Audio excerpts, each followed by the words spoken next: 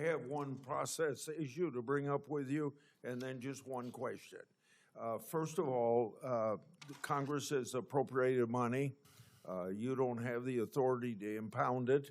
And I'm interested in the release of community service block grant money. And the reason I'm interested in it, because we are not getting any answers about why these quarterly allotments aren't given out. I follow this program in Iowa, and the reason it's kind of personal to me, one of your predecessors 40 years ago by the name of David Stockman suggested we do away with the program, and I and Senator Hatfield, no longer alive, kept that program alive, and we've had it. So I want those quarterly allotments released. Now, my question is this. My Democrat colleagues believe the only solution to our unsustainable debt and deficits is higher taxes on job creators and on families. However, history proves that high tax rates fail to raise significant revenues. Taxpayers, workers, and investors are smarter than we in Congress or bureaucrats are. We've had a 93% marginal tax rate, then a 70% tax rate, then a 50% marginal rate, and 30% and 40%, and so on. But regardless of the rate, we've brought in about the same amount of revenue.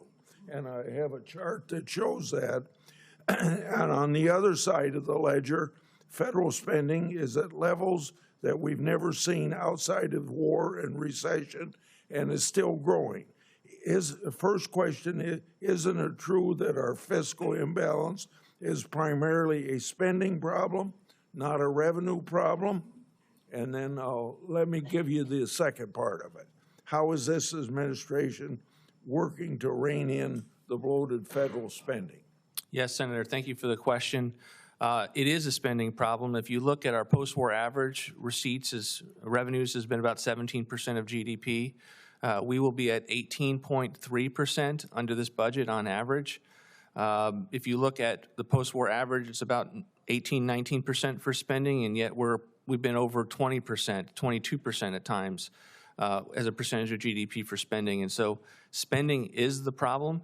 It's also one of the reasons we believe strongly that we needed to extend the tax cuts, and that to use a baseline that you were not allowing for current law taxation to be assumed, that was not an honest way to reflect deficits and deficits. And so we're thankful that the action that Congress took, and we believe it's in fact part of the economic growth that's needed to be able to deal with the deficit.